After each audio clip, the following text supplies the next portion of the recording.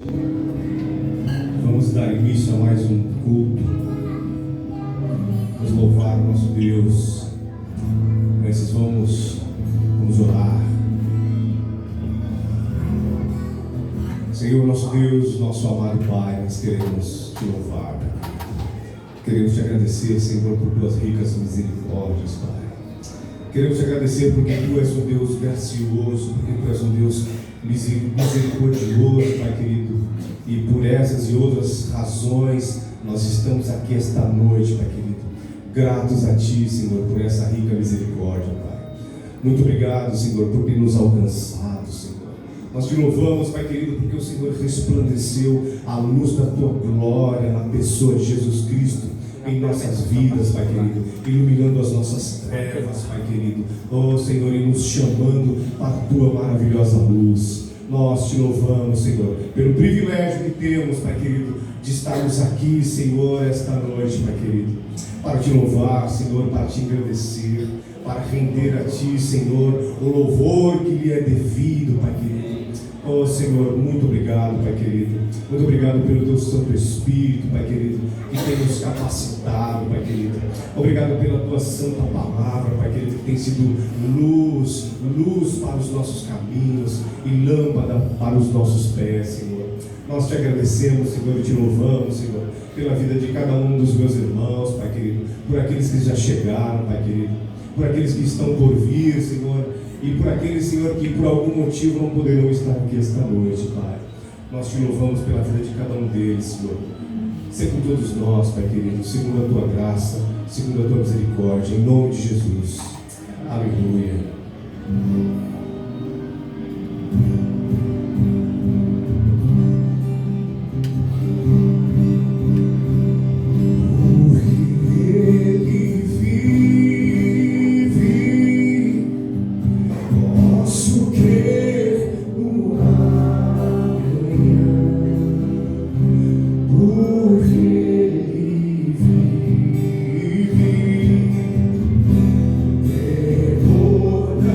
Não há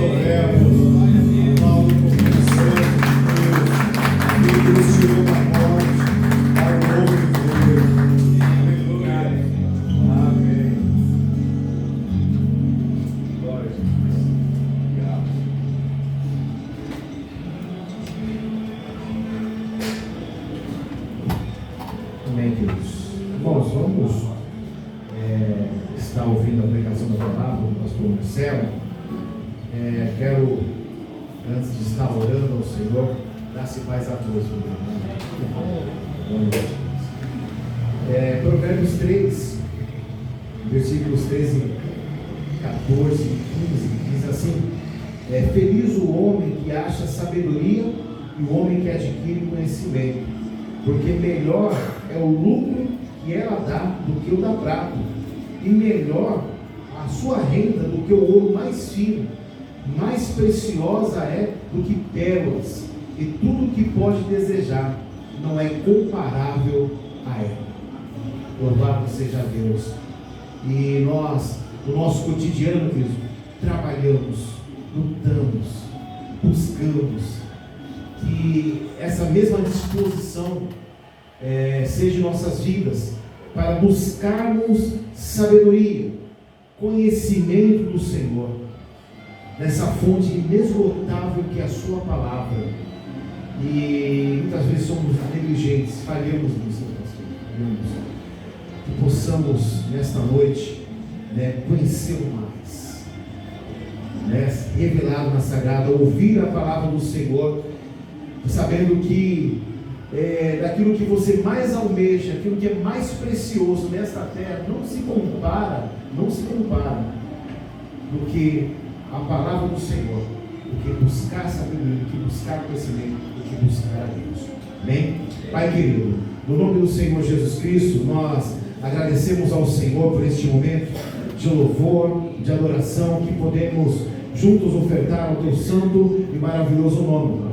Neste momento nós ouviremos a pregação da tua palavra, pedimos ao Senhor, ao Pai, que o Senhor nos conceda por tua imensa graça, sabedoria, conhecimento, tua palavra, Senhor. Revela-nos o Senhor a cada um de nós, ó Pai, nossa mente, o nosso coração, para que possamos crescer, ó Pai, para que possamos cada vez mais amadurecer, servir ao Senhor a maneira que o Senhor requer, ó Pai, e nos ensina na Sagrada Escritura, que possamos buscar, ó Pai, conhecê-lo, buscar com verdadeiro afinco, ó Pai, compromisso, essa verdade que liberta, que transforma, que nos salvou, que nos libertou, Pai. É o que pedimos ao Senhor nesta noite. Em tuas mãos está o pastor Marcelo, Pai, para que o Senhor venha usá-lo como instrumento, Pai, em tuas mãos, para a glória do teu santo nome. Te agradecemos, Senhor, em nome de Jesus Cristo.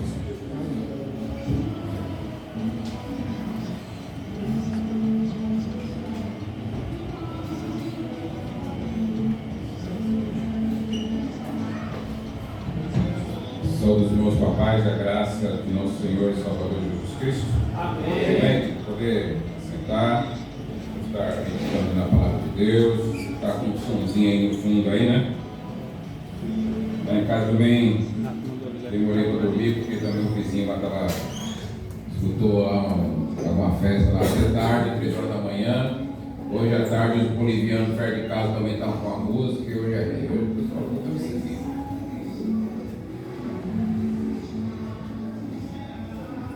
Bem, vamos meditar na palavra de Deus. Abra sua Bíblia em 1 Pedro, capítulo 2, versículos 6 e 8. Eu já preguei sobre essa verdade, mas a palavra de Deus tem essa capacidade, né, de estar sempre renovando, sempre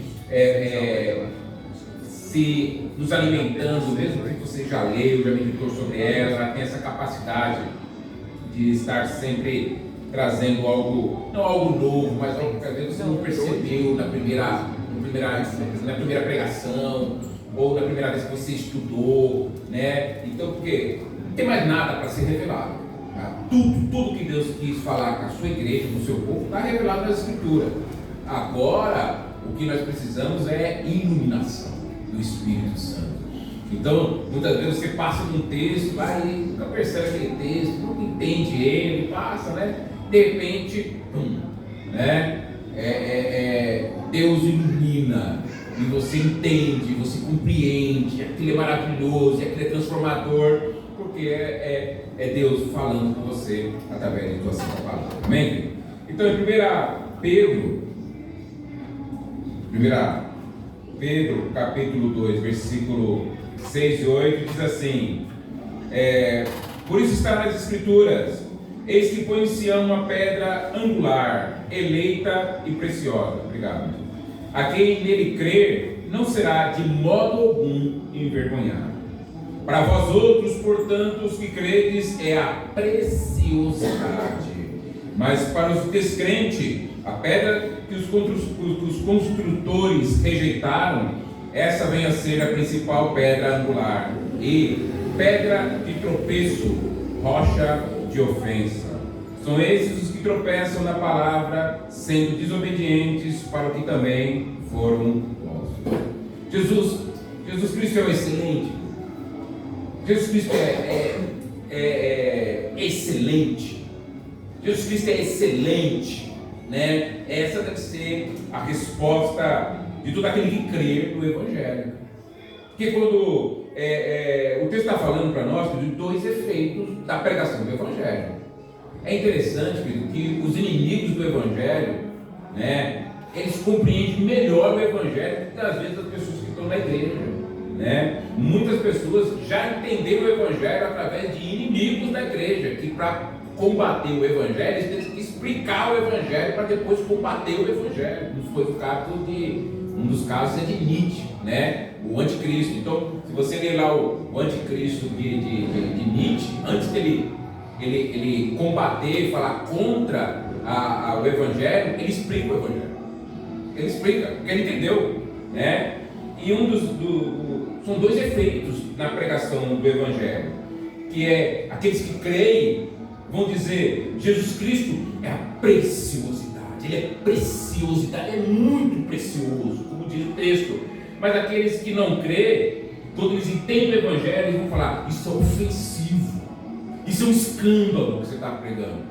Ou seja, ele entendeu o Evangelho, ele não gostou, mas entendeu, né? Não existe um terceiro resultado. O terceiro resultado, querido, é que a pessoa não ouve o Evangelho. Ela não ouve o Evangelho. Porque Deus, querido, Ele vai salvar pessoas mediante a ofensividade do Evangelho. É ofendendo todos serão ofendidos, para que a pessoa no final possa dizer: Ele é a preciosidade. Ou no final ela vai dizer: isso é ofensivo, isso é um escândalo. Você está falando. Então a ênfase, querido, não é no que Jesus Cristo fez não, que Jesus Cristo ensinou, né? Ensinando, a ênfase no exemplo de Jesus. A ênfase do Evangelho não é essa. A ênfase do Evangelho, onde a igreja tem que estar pregando, a igreja tem que proclamar o Evangelho, é quem Jesus Cristo é e o que Ele fez.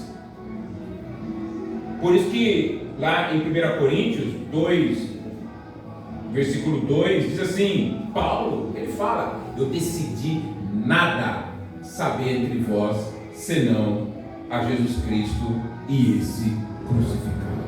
Então Paulo fala assim: eu decidi não falar mais nada, eu decidi falar de Jesus, mas não só de Jesus, eu decidi falar de Jesus Cristo e esse crucificado, porque só Jesus como falar só da pessoa de Jesus vai ter um problema, porque Jesus como um treinador, Jesus Cristo como um mestre de boas obras, não é ofensivo, ninguém liga.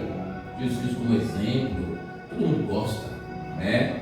Mas o problema é quando você fala de Jesus Cristo crucificado, os motivos pelos quais Jesus Cristo teve que morrer na cruz. Aí sim, Paulo falou: eu não vou pregar mais nada, senão Jesus Cristo crucificado, porque é só esse, não tem jeito, querido. Se você não pregar a cruz de Cristo, a pessoa de Jesus e aquilo que Ele realizou, ninguém vai ser salvo. Ninguém vai ser salvo, porque não vai produzir aquilo que tem que produzir num coração que creu, que verdadeiramente creu, dizer: Ele é excelente, Ele é a preciosidade, Jesus Cristo é a preciosidade, sabe? Senão ela não vai dizer isso, se você pregar outra coisa. Então é interessante que o que aconteceu em Gálatas, eles tiraram a ofensividade da cruz.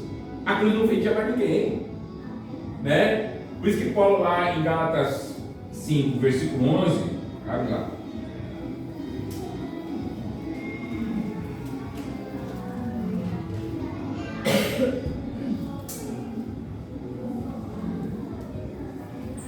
Gálatas 5, versículo 11, diz assim: eu, porém, irmão, se ainda prego a circuncisão, porque continuo sendo perseguido? Logo está desfeito o escândalo da cruz. Porque ele está falando, se eu estou pregando a circuncisão, se eu pregar a circuncisão como um meio pelo qual Deus vai salvar, se a pessoa circuncidar, ou seja, se ela fazer alguma coisa, se ela realizar alguma coisa para contribuir de alguma maneira à cruz de Cristo, ou seja, eu tirei a ofensividade, como a gente vai ver mais para frente, eu tirei a ofensividade, porque eu estou afirmando que Jesus Cristo salva sozinho, sem a ajuda de ninguém, que os homens, eu vou entrar nisso, né? A incapacidade humana, a maldade, a escravidão, e a pessoa fica totalmente ofendida quando você prega a graça salvadora, que sozinho salva o ser humano, que não precisa de ajuda nenhuma. Jesus não precisa de ajuda nenhuma para salvar qualquer pessoa, né? E Paulo falou, olha, se eu estou ainda pregando a circuncisão, porque Paulo falou, olha, a circuncisão não salva, quem salva é Jesus, mas eu ainda estou pregando, porque eu estou sendo perseguido, eu tirei a ofensividade, eu tirei o escândalo, porque o escândalo está justamente nisso, né? Onde eu falo que Jesus Cristo salva sem ajuda de ninguém, sozinho. Ele está salvando pessoas, ele está resgatando pessoas. Então, e se eu tirei, querido, a ofensividade, ninguém, se eu tirei a ofensa, quando você tira a ofensa do Evangelho, o resultado não vai ser esse. Alguém dizer, Jesus Cristo é a preciosidade, não vai surgir isso. E nem também alguém dizer, isso é ofensivo, isso é um escândalo. Não, vai falar legal, gostei. Não é, não vai ser. A pessoa até pode dizer, eu creio nisso, mas ela nunca vai dizer, isso é precioso, Jesus Cristo é precioso. Ela nunca vai dizer, porque ele é um ajudante, é legal, eu creio por quê? Porque ele me ajuda, sabe? Ele me ajuda. Alguém que me ajuda, então você gosta de alguém que te ajuda, né? Mas você não vai dizer que ele é precioso, e nem vai dizer que ele é ofensivo, que ele é um escândalo, né? Então em 1 Coríntios 1, versículo 22 e 24, né? É a pregação de Paulo, o que o mundo quer e o resultado da pregação. Então, em 1 Coríntios 1, versículo 22, 23, 24, diz assim: porque tanto os judeus pedem sinais, como os gregos buscam sabedoria. Está vendo? O mundo era dividido em duas categorias. Não é muito diferente hoje, né? Pessoa pedindo sinal, ou seja, demonstração de poder, e outras pessoas buscando sabedoria, sabe? Aquela sabedoria que vai resolver todos os problemas do mundo. Né? Se eu tivesse essa sabedoria, essa filosofia, então tudo vai resolver. Então é isso que o mundo está procurando: demonstração de poder e demonstração de sabedoria. Mas Paulo fala assim: mas nós pregamos a Cristo crucificado. Está vendo? Escândalo para os judeus e loucura para os gentios. Então, para o judeu é um escândalo. Cristo crucificado é um escândalo. Eu estou escandalizado, né? Porque não tem demonstração de poder de Jesus Cristo na cruz, em fraqueza, totalmente mostrando a total incapacidade dele, sabe? Morrendo na cruz. E Paulo falando, aí está o poder de Deus, aí está a sabedoria de Deus. E os gregos que são, imagina, o mundo já experimentou séculos antes de Cristo, né? A grande sabedoria foi a sabedoria grega, realmente, grande sabedoria, mas não resolveu nada. Então eles querem demonstração de sabedoria, e Paulo falou, para os gentios, né? Para o mundo grego, romano, Jesus Cristo é loucura. Isso é louco, isso é loucura. né? Isso é a salvação de Deus. Isso é a salvação. Isso é loucura. É uma loucura. Está vendo? Ele está totalmente ofendido. Eles estão totalmente, tanto o judeu como os gregos, estão totalmente ofendidos com a pregação da cruz. Mas é nessa ofensividade que Deus vai salvar. Quando você não prega o evangelho que ofende todos os seres humanos, ninguém vai ser salvo, né? Quando você prega o evangelho que ofende, vai ter pessoas que estão falando aqui, é um escândalo para os judeus, e para os gentios é loucura. Mas ele no 24 diz, mas os que foram chamados, aí que está, os que foram chamados, tanto judeus como grego, para esse, né, pregamos Cristo, poder de Deus, sabedoria de Deus. Está vendo? Para esses que verdadeiramente, porque tudo é uma questão de soberba do coração, o coração do ser humano, ele agora é totalmente soberbo, rebelde, egoísta, e ele saber a verdade do evangelho, ele fica totalmente ofendido. Mas quando vem algo da parte do Espírito Santo, a parte de Deus agindo no coração, aqueles que foram chamados, né, aquele do chamado eficaz, lembra que eu já falei para vocês, né, são dois chamados, a pregação, como estou fazendo aqui, a pregação do evangelho, né, externa, geral, para todas as pessoas, mas tem, dentro dessa pregação do evangelho que é geral, tem um outro chamado, que é o chamado do Espírito Santo, que vai alcançar aquele que foi eleito e vai chamar no coração. Como eu falei lá, né, aquela vez lá do Simba e do Mufasa, né? Mufasa, ele entrando, o Simba conversando lá com a outra leãozinha pequenininha, conversando com ela, dentro na caverna das hienas, né?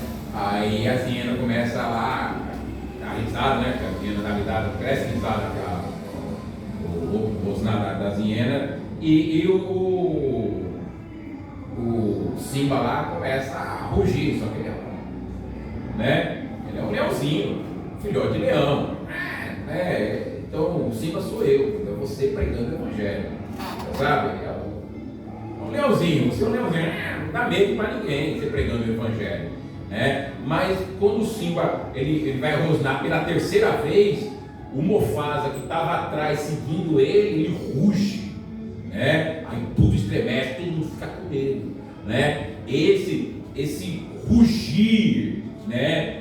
Que vem na pregação do evangelho embutido, né? É o chamado eficaz no coração da pessoa. Ela ouve o rugido, né, do grande leão, estremece todo, porque ela vai reconhecer que tudo isso é verdade. Realmente, eu estou ofendido, mas é verdade. É verdade, sabe? A pessoa fica ofendida com a pregação do evangelho, ela briga com você, ela fica chateada, mas depois ela vai, ela pensa, aquilo não sai do coração dela, não sai da mente, aquilo incomoda, porque é o trabalhar do Espírito Santo, para ter no final ela dizer, é verdade, tudo isso é verdade, é a ação de Deus. Então, na pregação do evangelho, todos são ofendidos, né? A ofensividade da cruz é democrática, vai ofender tanto o novo como o velho, o homem, a mulher, o rico, o pobre, o culto e o ignorante, todos são ofendidos, porque ele está falando daquilo que Jesus Cristo fez e por que ele fez. Então Paulo ele diz, deixa a cruz ofender, deixa a cruz, não tire a ofensividade da cruz, não tire o escandalizar da cruz, né? E os pastores, né? Pregue de tal maneira que a sua pregação do evangelho ofenda todo mundo. Porque quando você está ofendendo as pessoas na pregação do evangelho, é que você está pregando o evangelho, né? Quando você não está ofendendo, como hoje um monte de igreja hoje tiraram a ofensividade da cruz, né? Como a gente vai ver aqui. Então, porque é simples, é a sabedoria de Deus e é o poder de Deus. Então é você confiar na sabedoria e no poder de Deus, porque realmente a gente vai pensar, não, se eu ofender as pessoas, se as pessoas ficarem chateadas, ninguém vai se converter, ninguém vai querer, né? Porque a gente pensa que realmente é uma decisão dela, então você tem que fazer algo para a pessoa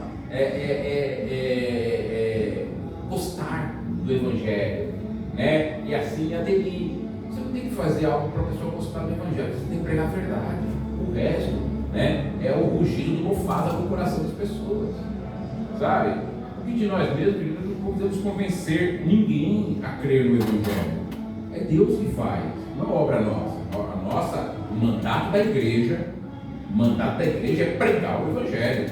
O mandato da igreja é converter as pessoas. Quem converte é Deus. Nem nós somos salvos por nós mesmos, como mais a gente salvar uma pessoa. Então, não é obra nossa, é obra realmente do Senhor. Então, a primeira coisa que ofende quando você prega o Evangelho, então entenda bem, querido, nada que eu vou falar aqui, eu vou falar da escravidão do homem, eu vou falar da maldade humana, eu vou falar também da incapacidade humana. E o Renato pregou semana passada sobre as trevas. Engraçado, querido, por quê? Porque tudo isso diz respeito ao pecado. Tá vendo? O pecado é algo tão maligno, querido, porque são várias metáforas para falar do estado do ser humano hoje. Você não consegue, porque é um estado tão terrível, porque precisa de várias metáforas: escravidão, maldade, perdição. Está perdido, sabe? Uma pessoa, uma ovelha se perde, fala, é o estado da pessoa do pecado, né? Está na escuridão. Tá vendo? Porque você não consegue falar tudo aquilo que o pecado é, de tão maligno que ele tornou, de como ele estragou o ser humano, de maneira que o ser humano agora não pode fazer mais nada, né? Então, em João 8, abre aí, primeira ofensividade quando você prega a verdade do Evangelho, está em João 8, versículo 34.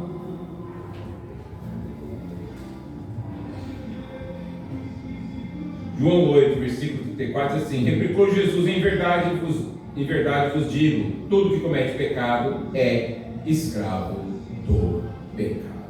Então todo homem ama a liberdade, né? Que é interessante, e todo homem diz que é livre, né? É uma idolatria da liberdade. E não é a resposta para todo tipo de pecado. Liberdade, eu sou livre para fazer o que eu quero, né? Mas a Bíblia fala que não, que o homem só peca porque ele é escravo do pecado, né? Essa escravidão que agora se tornou o ser humano em relação ao pecado, onde tudo no ser humano agora é escravo do pecado. Mas, tá vendo? A gente fala que o escravo você entende a escravidão como a pessoa está presa e não quer. Mas você vê, o estado de escravidão aqui é alguém que ama a escravidão, sabe? O pecador ama o seu senhor, que é o pecado. Então é um pecado, é uma escravidão de portas abertas. A cadeia, ela está com a porta aberta, né? Ele ama essa escravidão. Então em Romanos 7,14 fala a mesma coisa: nós somos carnais, vendidos à escravidão do pecado. Então o pecado é um senhor no coração de todo homem, né? Então todo homem é um escravo que ama o pecado. Isso é ofensivo, porque Jesus Cristo disse, né? Os judeus, quando Jesus falou: olha, todo aquele que comete pecado é escravo do pecado. Como? Nós somos livres, nós somos pessoas livres. Todo mundo vai dizer: eu sou livre, eu sou uma pessoa livre. Como assim escravo do pecado? E isso que Jesus Cristo falou é uma escravidão, né? Como Lutero ensinou também, uma escravidão da vontade, uma vontade escrava, onde o seu desejo é capturado. Você não consegue lutar contra aquele desejo, sabe? De querer fazer aquilo que a palavra de Deus fala para você não fazer. Não faça isso, não cometa isso, mas você deseja fazer, você quer fazer, né? E a pessoa vai lá e faz, mas não que você não faça, mas o desejo, né, de fazer está no nosso coração. Então Jesus Cristo fala para os judeus, justamente lá em João 8: se o Filho vos libertar, verdadeiramente sois livres, mas vocês são escravos. Um escravo não consegue se libertar, porque não existe um movimento no mundo que houve, do movimento dos escravos que se libertaram. Não tem jeito, alguém tem que libertar o escravo, né? E por isso que, do contrário, a pessoa continuará sendo escravo para sempre, sabe? O movimento de Zumbi dos Palmares, né? Morreu no final, claro, mas tá entendendo? Somos livres, vamos ficar aqui, mas, né? Tem todo um movimento contra, porque eles não foram libertos, né? Eles se rebelaram e fugiram, mas no final, então a pessoa não consegue se libertar porque o seu Senhor, o pecado, o encontra, né? Vai encontrar. Então o homem, ele não é livre para decidir se vai crer ou não crer em Jesus Cristo. Então esse tal livre-arbítrio, o arbítrio do homem é um arbítrio escravo, né? Onde a sua vontade é escrava. Então a pessoa fala, não, eu decido se vou crer ou não crer em Jesus. Então é ridículo. Ela não consegue decidir se vai, ela não quer. Ainda mais se eu ensinar e você pregar a verdade dessa maneira, falar, você é escravo. Você é totalmente Senhor, você não consegue se libertar desse Senhor sobre a sua vida, que é a escravidão. Você foi vendido à escravidão do pecado, né? Você agora pertence ao pecado. O Senhor da sua vida é o pecado, e você vai fazer a vontade do seu Senhor, né? Então você não consegue livremente decidir, eu vou crer em Jesus ou vou deixar de crer. A pessoa realmente nem decide, ela nem tem vontade de nada, porque ela está tão presa, sabe? Então um homem não é livre para decidir. Então o cristianismo não é uma filosofia para uma vida melhor, sabe? Para um casamento bom, como estou ensinando hoje. Não, o cristianismo é para você, uma filosofia para você ter um bom casamento, para você criar filhos, para você ter saúde, para você prosperar, né? O cristianismo é o que Jesus Cristo fez, sabe? O evangelho é as boas notícias do que foi feito, realizado, né? Então a palavra redenção, que era no ano aqui da igreja, no primeiro ano 1 da igreja, naquela época, a cada 5 pessoas, 3 eram escravas, sabe? 3 eram escravas. Então a palavra redenção era uma palavra comum naquela época. Hoje não, as pessoas não entendem, né? Mas a palavra redenção quer dizer tirar alguém do mercado de escravo pagando um preço. Um preço. Você só será liberto se o seu preço, porque você foi vendido à escravidão do pecado, como diz Paulo, e você só será liberto se alguém pagar o preço da sua liberdade. E o preço da sua liberdade é altíssimo. Por isso Cristo teve que morrer, para pagar o preço da sua liberdade, para que você seja verdadeiramente livre. Porque se o Filho vos libertar, verdadeiramente sereis livres. Mas como é que ele liberta? Morrendo na cruz, pagando o preço dos seus pecados. É assim que ele liberta você. Se ele não morrer por você, se ele não pagar na cruz pelos seus pecados, você vai continuar escravo. Ele tem que morrer, ele tem que pagar. Por isso que a redenção, né? A redenção que há no sangue de Cristo. Ou seja, o preço para a sua liberdade foi o sangue de Jesus, o sangue de um cordeiro sem mácula e sem defeito, derramado na cruz do Calvário, para que hoje você desfrutasse da liberdade dos filhos de Deus, da liberdade do pecado, né? Então, quando você ensina isso e fala para uma pessoa, você é escrava do pecado, não tem como você fugir. Nada do que você faça vai te libertar, você ainda continua escravo. Sabe, uma pessoa que era escrava há 100 e poucos anos atrás, na escravidão de pessoas negras aqui no Brasil, não importasse onde ela fosse, se ela estudasse, fazesse alguma coisa, ela continuasse sendo escrava, até que viesse, né, algo e libertasse ela. Então não tem jeito, você continua sendo escravo do seu Senhor, você continua sendo escravo do pecado, para que um dia, na obra perfeita do Filho de Deus, ele pagasse e fizesse uma redenção verdadeira, pagando pelo preço da sua redenção, e você fosse, enfim, liberto do pecado, para pertencer a outro Senhor, a Jesus Cristo, para pertencer a Ele, né? Ele como um Senhor sobre a sua vida agora, não mais o pecado. Então, você vendo? A pessoa tem que entender isso e compreender: você é escravo do pecado, você está totalmente dominado pelo pecado, e por isso que você nem aceita a verdade. A soberba do seu coração está dizendo que você é livre, sabe? Que você é uma pessoa livre, justo, liberto, e de tal maneira que eles acham que a salvação, que a liberdade é interessante, que hoje a questão do livre-arbítrio fala que a liberdade do ser humano é mais importante do que a salvação, né? Porque ele fala: não, a liberdade, né? Somos pessoas livres para decidir, sabe? E a pessoa no final vai morrer dos seus pecados, porque a liberdade da pessoa é mais importante do que a salvação. Onde isso? Onde nas Escrituras a liberdade é mais importante do que a salvação? E isso que mostrando primeiro que não é livre coisa nenhuma, não é livre, é escravo, e Cristo tem que vir e pagar o preço da sua redenção. Segundo ponto, querido, é a maldade humana, né, do ser humano. João 3:19.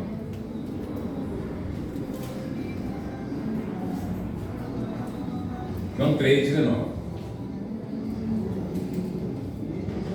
diz assim: o julgamento é este, que a luz vem ao mundo, e os homens amaram mais as trevas do que a luz, porque as suas obras eram más.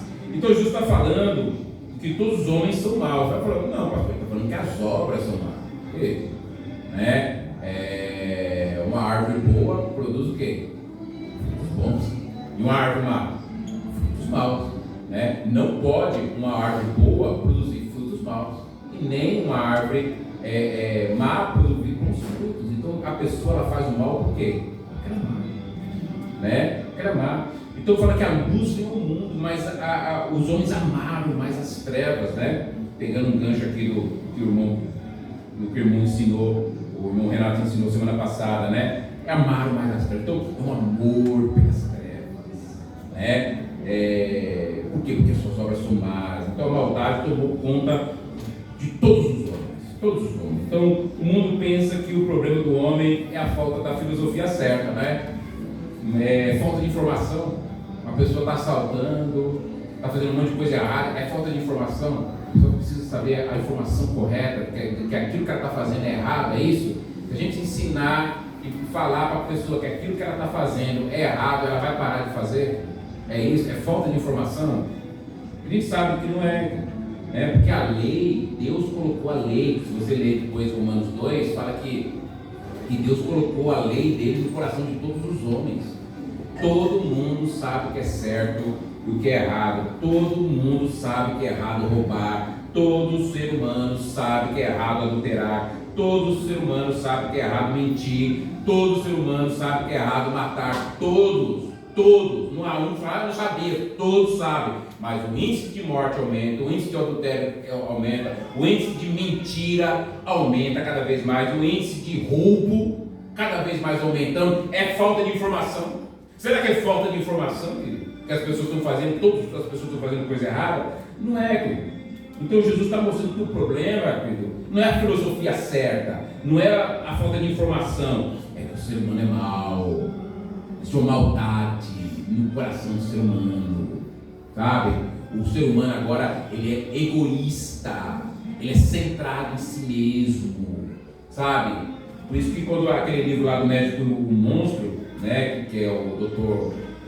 Jack e o Mr. Hyde, quando o Mr. Hyde aparecia, fala assim: ele é totalmente maligno, porque ele é totalmente egoísta, totalmente centrado nele mesmo, sabe? É a visão do psicopata. É engraçado que o psicopata, a pessoa pensa que o psicopata é uma pessoa sem sentimento, né? Não é uma pessoa sem sentimento, é uma pessoa extremamente egoísta, ela é centrada nela, ela tem sentimentos. Mas os sentimentos é em relação a ela, não em relação aos outros. Em relação aos outros, não nem liga para os outros, mas ela está totalmente centrada nela, né? Por quê? Por causa que o todo ser humano agora, por causa do pecado, se tornou mal.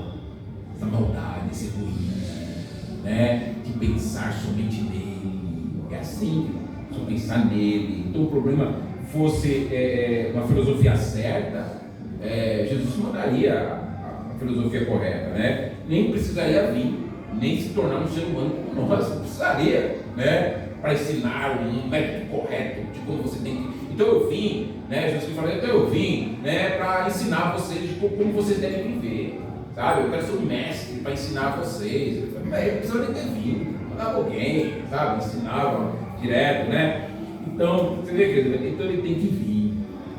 Por quê? Porque o ser humano é mau, né? Porque ele vem como um cordeiro. Um dia ele virá como um rei, como um leão, né? Para destruir o mal.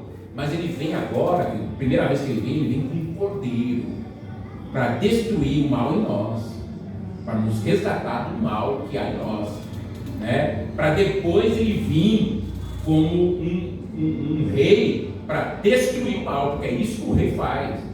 O rei, ele destrói o mal, então ele vai vir. Mas se ele já vem como rei na primeira vez, todos nós seríamos destruídos, ninguém sobraria. Mas ele vem agora, ele veio primeiramente, ele veio como um cordeiro para destruir o mal em nós e nos libertar, nos salvar dessa maldade que está em nós. Então, olha a descrição de todos os seres humanos em Romanos 3, versículo 9 a 18. Essa descrição, né? Paulo pegou lá do Salmo 14 e do Salmo 53 essa palavra e colocou aqui em Romanos 3, versículo 9 e 18, que diz assim: que concluímos? Temos nós qualquer vantagem? Não, de forma nenhuma, pois já temos demonstrado que todos, judeus como gregos, estão debaixo do pecado. Está vendo? Não tem distinção, não tem vantagem. Quem tem vantagem? A vantagem é horizontal, né? Aqui, mas verticalmente, em relação a Deus, não tem vantagem nenhuma. Versículo 10: como está escrito, não há justo, nem um sequer. Sabe aquela justiça perfeita? A justiça perfeita de uma obediência perfeita, de uma das motivações perfeitas de um coração que ama a obediência. Não tem justo, nenhum justo, nenhum sequer. Versículo 11: não há quem entenda, não há quem busque a Deus. As pessoas estão indo na igreja buscando, não tem. Por quê? As pessoas não buscam Deus. Deus vai buscar as ovelhas perdidas. Ninguém vai buscar Deus. As pessoas, tem que ver a diferença. Uma coisa é você buscar Deus como fim. Eu busco Deus porque eu quero Deus. Sabe como o Salmo 62 fala? Eu tenho sede do Deus vivo. Quando estarei na presença dele? Né? A pessoa só fala isso por uma ação do próprio Deus.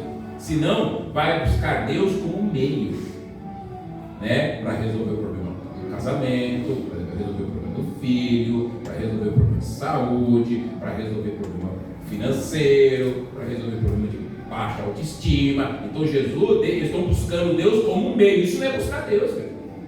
Buscar Deus como um meio, sendo que o fim é outra coisa, não é Deus. Isso não é buscar a Deus. Então uma pessoa, querido, Deus tem que buscar ela, né? Não a pessoa busca a Deus, porque ninguém busca a Deus de verdade. Todos, versículo 12, todos se extraviaram, a uns se fizeram inúteis, não há quem faça o bem, não há um sequer, tá vendo? Falando da maldade, não tem um que faz o bem com as motivações corretas, querido, sabe? Qual a motivação correta de fazer o bem? Para a glória e louvor de Deus. Que Deus receba toda a glória, que Deus receba todo o louvor, sabe? Pelaquilo que eu faço. Não tem nenhum. Versículo 13: a garganta deles é um sepulcro aberto, com a língua onde engano, veneno de víbora nos seus lábios, a boca eles têm cheia de maldição e de amargura. Está vendo? Falando da nossa boca aqui. Falando da nossa boca, nós maldizemos, nós praguejamos, nós fofocamos, nós usamos a nossa boca, que é um dom maravilhoso que Deus deu para fazer o mal, para mentir, para seduzir, para enganar, sabe, para fofocar, para magoar. Nós sabemos a boca que Deus que Deus nos deu, que é um dom maravilhoso, o dom da fala, né? Ele está falando, olha, há veneno, há engano, a boca cheia de maldição e amargura. Versículo 15: são os seus pés velozes para derramar sangue, e os seus caminhos a destruição e miséria, e desconhece os caminhos da paz. Estou falando olha para a história humana, a história é só de guerra, destruição, maldade, toda a história humana, né? Começando pelo primeiro homem, né? Pelo primeiro homem aqui na terra, os filhos já com assassinato, logo em seguida, todo tipo de sofrimento, sabe? Na intenção de fazer o bem, o ser humano faz cada maldade terrível, né? Vamos estabelecer um regime que as pessoas vão ser todas iguais, né? Ninguém vai ter mais do que o outro. Olha, parece coisa boa, né? Não sei o quê, mas para isso eu mato 100 milhões de pessoas. Coloca um campo de concentração para estabelecer. Quem não concorda, mata. É assim, né? Filosofia. Então é assim, é o rastro de todo tipo de destruição e miséria, né? O caminho onde não há paz. E no final, não há temor de Deus diante dos seus olhos. Ninguém teme a Deus. Ninguém teme. Como eu falei de manhã, né? Sobre uma vida piedosa, uma vida de temor de Deus, uma vida diante de Deus. E ninguém tem uma vida piedosa de verdade, né? Então o coração se tornou soberbo, egoísta e rebelde. Então a mensagem da cruz, como Jesus Cristo como substituto por causa da nossa maldade, isso é ofensivo. Isso é ofensivo, isso parece ser mal, não adianta. Tudo que você faz está maculado pela tua maldade. Então você não consegue fazer bem nenhum. Como é que você vai se salvar? Não tem como se salvar, né? Não há quem faz o bem de verdade, sabe? Eu vou ajudar, vou fazer caridade. Você vai ver quando você olha as motivações erradas, o desejo nunca é de glorificar a Deus, de exaltar, é sempre um nome, mostrar o seu nome, e você vê que no final você vai ver que a pessoa realmente não está fazendo o bem de verdade, sabe?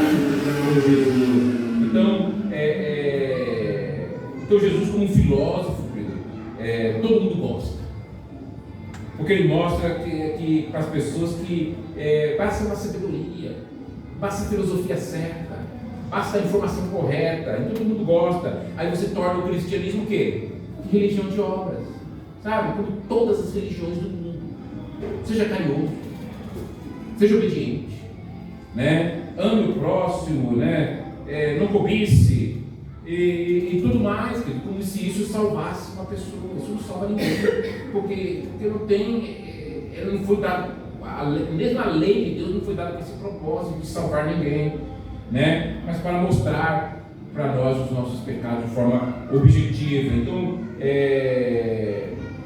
nada funciona, nenhuma sabedoria, nenhuma filosofia de vida, nenhum exemplo de Jesus, nem o sermão do monte, querido. O sermão do monte nos salva.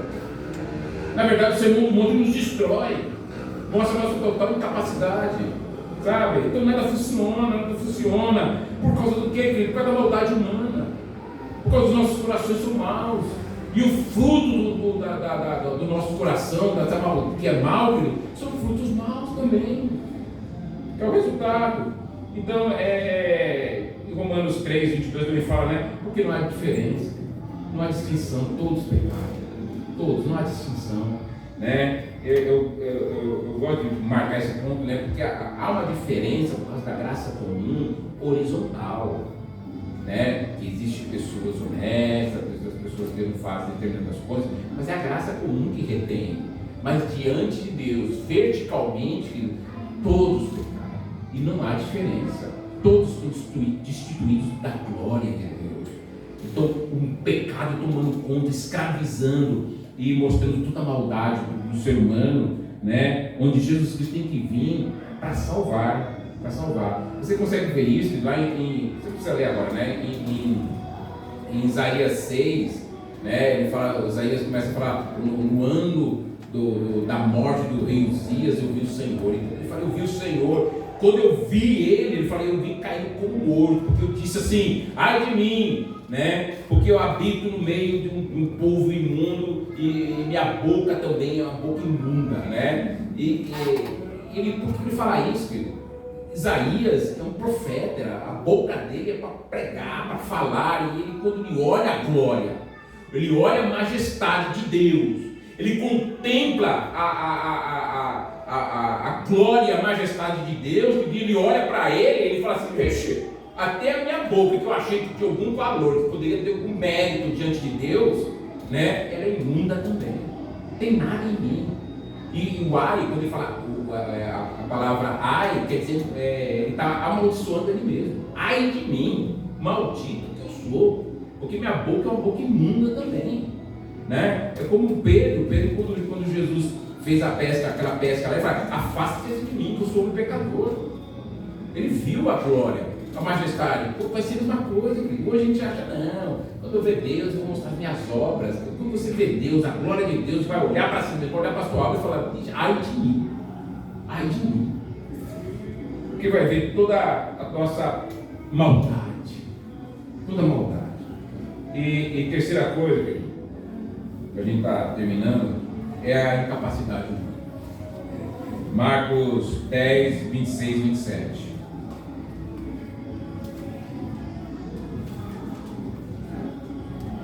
Marcos 10, 26 e 27 diz assim: é o encontro lá, né, com aquele jovem rico, né, e o resultado disso. A Bíblia sempre tem esses encontros, né, que sempre traz muita coisa boa para a gente entender e compreender. No versículo 26 de Marcos 10 assim: eles ficaram sobremodo maravilhados, dizendo entre si: então quem pode ser salvo? Jesus, porém, fitando nele os olhos, disse: para o homem é impossível. Para o homem é impossível ser salvo. Contudo, para Deus, não para Deus, porque para Deus tudo é possível. Então, na época do autoajuda, você dizer uma coisa dessa é totalmente ofensivo. Porque hoje eu já frequentei a igreja assim: o poder está dentro de você, a capacidade está dentro de você, basta querer poder, você consegue, você é forte, se você persistir, se você trabalhar, você consegue, né? Se você se esforçar, então você vê que o homem ele não pode se salvar, mas ele não tem essa capacidade. Ninguém pode vir a mim se o Pai que me enviou não me trouxer. Ninguém vai a Jesus. Então, infelizmente, muitos veem Jesus como autoajuda, como, sabe, alguém que vai me ajudar a ser salvo. Não é alguém que me salva, não é um salvador, é alguém que me ajuda, né? E como alguém que te ajuda, ele simplesmente é aquele que inventou, como já viu, o arminianismo prega isso, né? Fala que agora Cristo inventou, agora existe uma possibilidade do ser humano ser salvo por causa de Cristo vem. Antes Jesus realmente não tinha como, mas agora ele tornou possível a salvação, porque ele estabeleceu o quê? Um sistema de salvação, sabe? Como a boia, né? A boia salva-vida. Você pega a boia, alguém que fez aquela boia lá, você joga para a pessoa e a pessoa caga. Esse é o sistema arminiano, né? Onde na Bíblia não tem isso. Na Bíblia Jesus é o Salvador, ele que mergulha na água, que pega você, que dá aquela porrada em você, porque se você catar, se você ir pela frente de uma pessoa que está sendo afogada, ela te abraçar, te leva junto, né? Então você tem que vir por trás, às vezes tem que dar uma porrada na pessoa, para você ficar meio assim, catar ela, e ele vem e não fica perguntando: você quer ser salvo? Você quer que eu te salve? Né? Se quiser eu salvo, a pessoa eu tô morrendo, né? E ele vem e salva, não fica perguntando para a pessoa se vai salvar, né? Como eles pensam, né? Porque ele não estabeleceu um sistema. Se ele estabelece um sistema, quando você ensina que Jesus Cristo estabeleceu um sistema de salvação, querido, no final, sabe o que vai acontecer? Você não vai dizer: Jesus Cristo é a preciosidade. Ele inventou o sistema de salvação e eu usei, né? Glória a Deus e glória a mim também, né? Mas quando você entende o Evangelho e vê que Jesus Cristo é um Salvador, que mergulhou na água e te salvou, querido, e salvou, o resultado qual que é? É lógico que é ofensivo, para mostrar que você não conseguia se salvar. Eu fui lá, O Deus de Jesus Cristo foi lá, mergulhou e te salvou. O resultado vai ser: Jesus Cristo é a preciosidade. Ele é precioso demais. Ele mergulhou, ele foi lá no meio das trevas, da escuridão e resgatou uma pessoa má, escrava como eu, na minha total incapacidade de fazer alguma coisa para o meu próprio bem, né? Então, Jesus Cristo vem para morrer. Então Jesus Cristo vem para salvar o que se perdeu. Então, você vê que Pedro não entendia. Por que Pedro chegou para Jesus? Quando Jesus falou: olha, eu tenho que morrer. Pedro ficou lá para os discípulos: ó, eu tenho que morrer. Tá vendo? O Evangelho, até quem estava com Jesus não entendia o Evangelho. Então, Pedro falou: não, tem misericórdia de ti mesmo. Isso nunca vai te acontecer. Porque Pedro entendia o quê? Que ele seria salvo seguindo Jesus. Ele não vai ser salvo seguindo Jesus, ele tem que ser salvo Jesus morrendo por ele. Ninguém é salvo seguindo Jesus, querido. Pedro, você vai ser salvo me seguindo no deserto da Palestina. Você vai ser salvo eu morrendo por você, porque você não pode fazer absolutamente nada para a tua salvação, nem me seguir te salva. Nenhum discípulo, nenhum apóstolo foi salvo por seguir Jesus, querido. Eles são salvos porque Jesus morre por eles, morre pelos pecados, porque eles são totalmente incapazes de fazer uma coisa para o seu próprio bem, né? Então é isso que acontece. Então tem a questão da escravidão, tem muitas outras questões, né? Não dá para a gente falar todas elas, mas mostra, quando você fala isso da incapacidade, por isso que a graça de Deus, ela ofende, a pessoa fica irritada. Porque a soberba do coração está falando para a pessoa: você pode sim fazer alguma coisa, tem uma coisa para você fazer em relação à salvação, sim, né? E a pessoa fica assim, e usa exemplos e tal. Não, querido, você não pode fazer absolutamente nada. A graça faz tudo. Jesus Cristo realizou uma obra perfeita e completa, sabe? Mas a pessoa, ela fica ofendida, ela fala: você é escravo do pecado, você é mau e você é incapaz, como você vai ser salvo? Ela fica ofensiva. Isso é um escândalo, isso é obsceno. Você falar um negócio disso para as pessoas, você acha que uma pessoa vai seguir você, vai seguir essa palavra aí, ensinando esse tipo de coisa? Você está ofendendo as pessoas, a bondade das pessoas. Eu sou muito melhor do que aquela pessoa, aquele estrupador ali. Como é que vai falar aqui eu tenho que, do mesmo jeito que Deus salva aquele estrupador, assassino, ele tem que salvar eu também da mesma maneira, que essa pessoa é igual a ele? Está vendo? Ofende, querido. Ofende. As mulheres, eu falo: olha, do mesmo jeito que Deus está salvando uma prostituta, tem que salvar você também.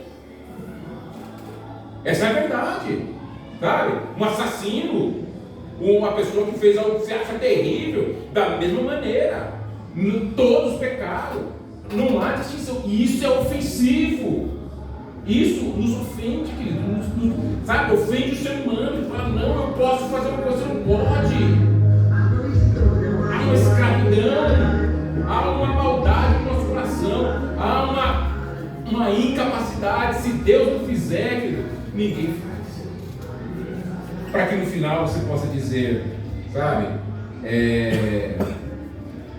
Jesus Cristo é a preciosidade, ou aquele que não crê vai dizer: isso é ofensivo. Isso é escândalo demais para mim, né? Então, para a gente terminar,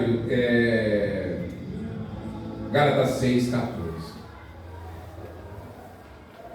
Agora eu vou terminar mesmo, tá? Gálatas 6:14 diz assim: mas longe esteja de mim gloriar-me senão na cruz de nosso Senhor Jesus Cristo, pelo qual o mundo está crucificado para mim e eu para o mundo. Então entenda, querido, o sol que endurece o barro, sabe, é o mesmo sol que amolece a cera.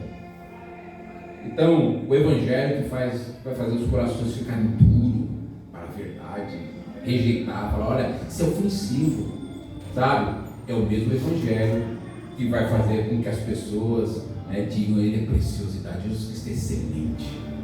É o mesmo Evangelho. Não tem outro Evangelho. sabe? Então esse é o poder do Evangelho, sabe? Porque uns dirão, isso é ofensivo, outros dirão, isso é um escândalo, é uma completa loucura, mas outros, porém, quando você prega a verdade do Evangelho, pelo Espírito da Graça, dirão, ele é a preciosidade, sabe? Vou me gloriar somente na cruz de Cristo.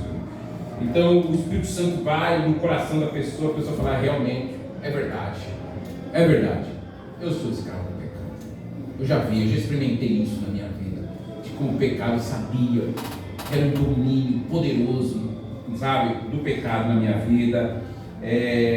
A pessoa vai dizer, é verdade, eu sou mau, quando eu vejo a luz das Escrituras, eu vejo toda a maldade, né, em mim, de como eu sou mau, não é que eu faço mal, eu sou mau.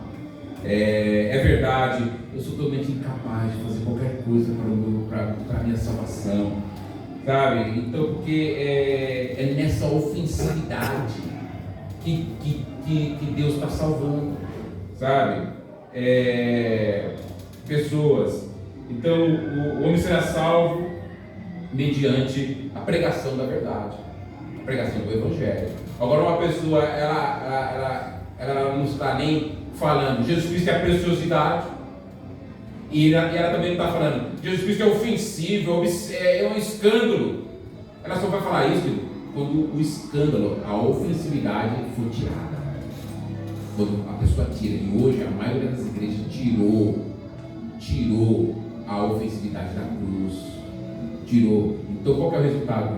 Não tem salvação, porque não tem Evangelho, sabe? Quando tem o Evangelho, há a possibilidade de salvação.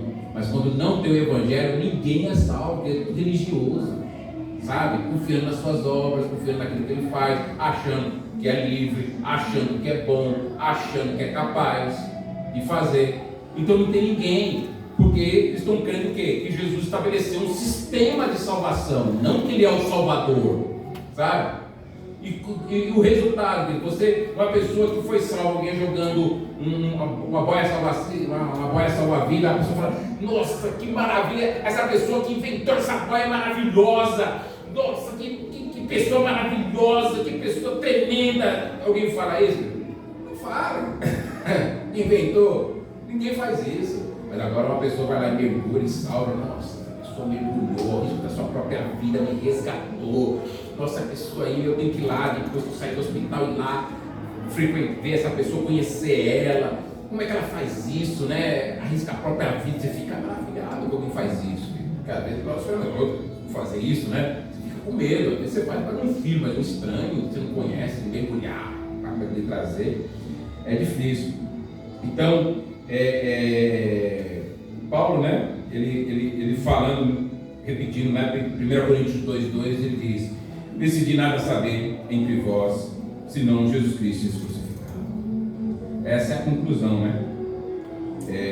E a aplicação dessa palavra, que é nós pregarmos a mensagem da cruz. Decidi nada saber entre vós, senão Jesus Cristo crucificado. Porque se a pessoa está ofendida com você, porque você pregou o Evangelho, quer dizer então que você pregou o Evangelho. Você pregou o Evangelho, né? Porque se a pessoa falar, nada disso não, né? Tudo bem, né? Que legal, que Jesus Cristo legal, eu não vou crer não, né? Então você não pregou o Evangelho, não saiu ofendida, né? Porque mesmo a pessoa que ali no começo ela fica ofendida, querido, né? E o Espírito Santo começa a trabalhar no coração dela, no final ela vai falar, realmente eu sou escravo, realmente eu sou mau, realmente eu sou incapaz. É a verdade, sabe? Porque a pessoa não consegue resistir quando o Espírito Santo vem com a graça, sabe, salvadora, agindo, um chamado eficaz, dando para a pessoa um novo coração. Então a aplicação que é a gente pregar o Evangelho, não tirar, não podemos tirar, porque imagina que o mundo constantemente eles ofendem Jesus, ofendem Deus, e nós não queremos ofender as pessoas, não queremos ofender, tem cuidado, porque é para não ofender as pessoas, né? Porque a gente está aplicando, em vez de aplicar a sabedoria de Deus, nós queremos a nossa sabedoria e o nosso poder, a gente acha que é uma coisa que nós fazemos.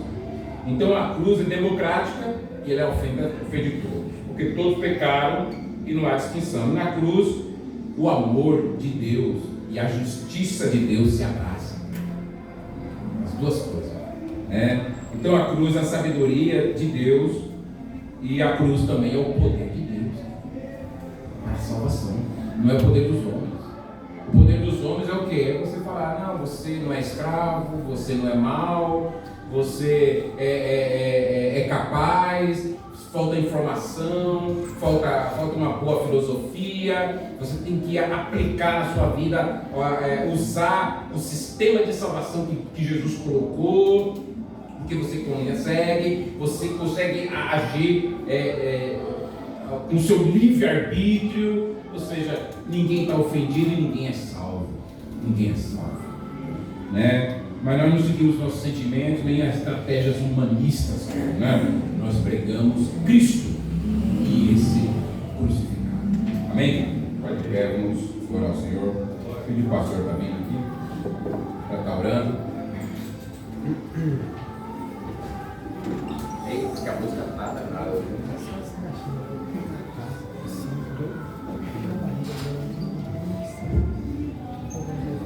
Oremos, Pai querido, nós queremos agradecer ao Senhor, Pai, por tudo qual ouvimos nesta noite, Senhor, por aquilo que aprendemos, ó Pai, da Tua palavra, Senhor. Pedimos que nossa mente seja verdadeiramente iluminada, Pai, na compreensão, ó Pai, da Tua palavra, na prática, Pai, da Tua palavra, e que sejamos cada vez mais encorajados, ó Pai, que venhamos pregar, sim, o Evangelho, ó Pai, confiando plenamente na Tua graça, ó Pai, que o Senhor verdadeiramente que convence o homem do pecado, da justiça, do juízo. É o Senhor quem salva, é o Senhor quem resgata, e nós possamos, ó Pai, descansar, Pai, nesta verdade, não nos apoiarmos, ó Pai, na eloquência, em artes humanas, ó Pai, e não termos receio, ó Pai, de falar a verdade, Pai, revelada na Sagrada Escritura.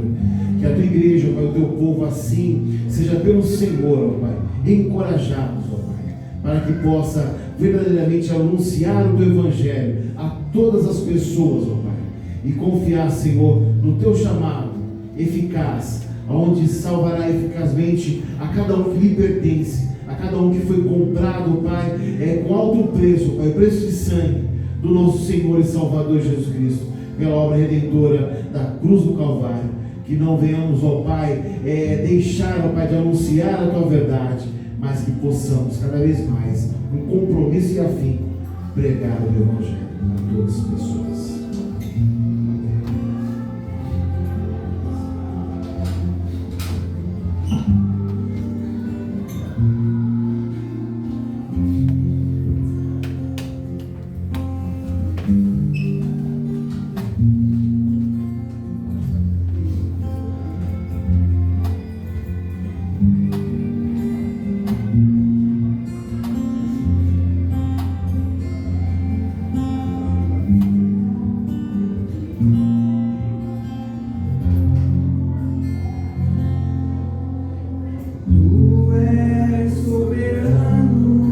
Soberano